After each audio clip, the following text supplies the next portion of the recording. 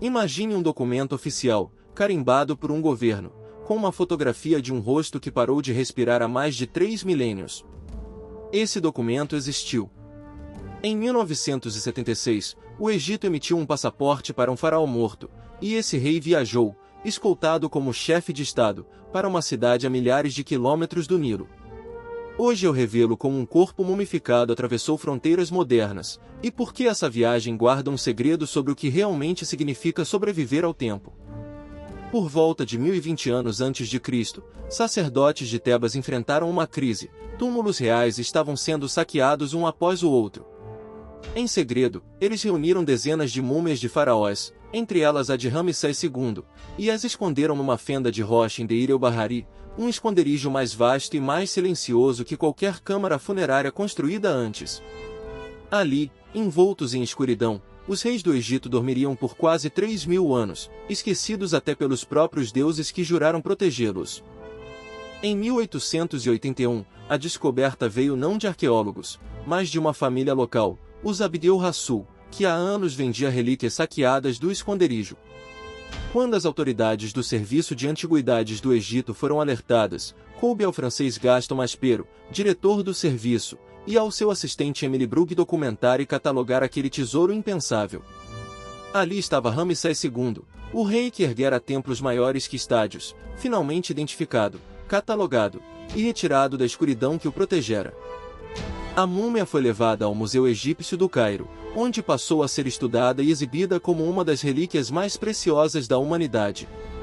Ramsés II governara por décadas, erguendo Abu Simbel e o Ramsés I, monumentos tão vastos que ainda hoje parecem desafiar a lógica de quem os construiu sem máquinas. Mas nem toda essa grandiosidade impediria o que viria quase um século depois: o tempo, silencioso, já corroía o corpo do rei por dentro.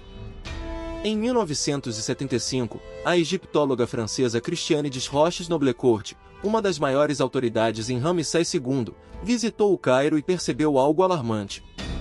A múmia, antes estável, apresentava sinais visíveis de deterioração, manchas escuras se espalhavam pelo linho milenar. Para ela, aquilo não era um detalhe, era um alarme. Se nada fosse feito, o corpo que sobrevivera a 32 séculos poderia se desfazer em poucos anos. Especialistas identificaram a causa. Fungos e micro-organismos haviam se instalado no tecido da múmia, alimentando-se lentamente da matéria que restara após o embalsamamento. Era um inimigo invisível a olho nu, mas implacável. O Egito não possuía, na época, a tecnologia necessária para tratar esse tipo de contaminação em um corpo tão frágil e tão antigo.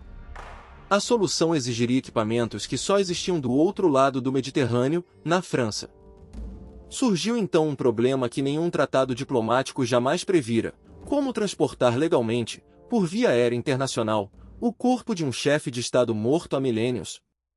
A resposta dos burocratas egípcios foi tão inusitada quanto genial: emitir um passaporte oficial em nome de Ramsés II. Não havia precedente. Pela primeira vez na história moderna, um rei do Egito Antigo receberia um documento de identidade emitido por um governo do século XX. O passaporte trazia uma fotografia do rosto mumificado do rei, tirada com o mesmo cuidado formal de qualquer retrato oficial. No campo destinado à profissão, os funcionários escreveram, sem ironia, rei, falecido. Esse documento, hoje reproduzido em livros e arquivos históricos, tornou-se um dos objetos mais estranhos e comoventes já criados por uma burocracia, a prova de que até a eternidade, para atravessar uma fronteira, precisa de papelada. Em setembro de 1976, Ramsés II embarcou em sua última grande viagem. Escoltada por autoridades egípcias e francesas, a múmia foi transportada num avião militar do Cairo a Paris, dentro de uma câmara climatizada especialmente projetada para preservar o que restava de sua carne e seus ossos. Nenhum outro monarca do mundo antigo cruzaria os céus modernos daquela forma. Era, ao mesmo tempo, um funeral e uma coroação repetidos 3 milênios depois. Ao pousar no aeroporto de Le Bourget, nos arredores de Paris, o rei foi recebido com as honras reservadas a um chefe de Estado em visita oficial. Autoridades francesas aguardavam na pista, em cerimônia solene, como se recebessem não os restos de um homem, mas a própria majestade do Egito Antigo, ainda intacta apesar dos séculos. Jornais do mundo inteiro registraram a cena. Um faraó, finalmente, pisava solo europeu. O destino final era o Musée de Lyon, em Paris, onde uma equipe de quase 100 cientistas franceses, liderada pelo professor Lionel Balout, se preparava para o exame mais completo já realizado sobre um faraó egípcio. Médicos legistas, radiologistas, botânicos e entomologistas trabalhariam lado a lado, cada um decifrando um fragmento diferente da vida e da morte daquele homem que governara o Egito por décadas. Radiografias revelaram o que nenhum hieróglifo contará. Ramsés II sofria de artrite severa, problemas dentários graves e endurecimento das artérias, sinais de que viveu, estima-se, até cerca de 90 anos, uma idade extraordinária para sua época. Análises capilares sugeriram que, apesar do tom avermelhado deixado pelo embalsamamento, seus cabelos originais provavelmente já eram claros antes de esbranquiçarem com a idade. O corpo, enfim, contava sua própria história. Para eliminar os fungos sem destruir o tecido milenar, a equipe recorreu à irradiação por raios gama, utilizando cobalto-60 em doses cuidadosamente calculadas. Era um procedimento inédito. Nenhuma múmia egípcia jamais havia sido submetida a esse tipo de tratamento nuclear controlado.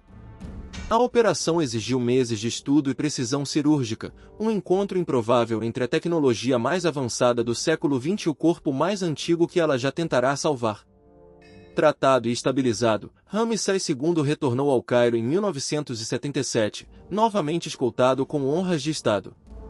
Décadas depois, em 2021, sua múmia foi transferida em um desfile solene, a Parada Dourada dos Faraós, para o Museu Nacional da Civilização Egípcia, onde repousa até hoje, sob vigilância climática constante. O rei que quase se perdeu para o tempo havia sido, mais uma vez, salvo por mãos humanas.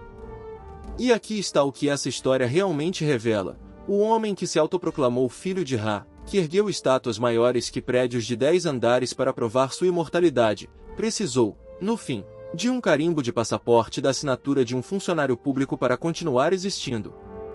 Não foram os deuses egípcios que salvaram Ramsés II, foi a ciência, a burocracia e a teimosia humana em não deixar a história apodrecer. A verdadeira eternidade, descubro agora, nunca dependeu de templos. Dependeu de quem se recusou a esquecer. Essa é a lição gravada nas entrelinhas de um documento absurdo e sagrado ao mesmo tempo. Mesmo os maiores impérios precisam, um dia, de mãos anônimas que os carreguem adiante. Ramsés II atravessou o deserto, o Mediterrâneo e o próprio tempo, e sua jornada continua a nos ensinar sobre memória e permanência. Guarde esse segredo com você. Porque no próximo vídeo, eu abro outro selo esquecido do Egito Antigo, e revelo um mistério que poucos ousam contar. Até lá!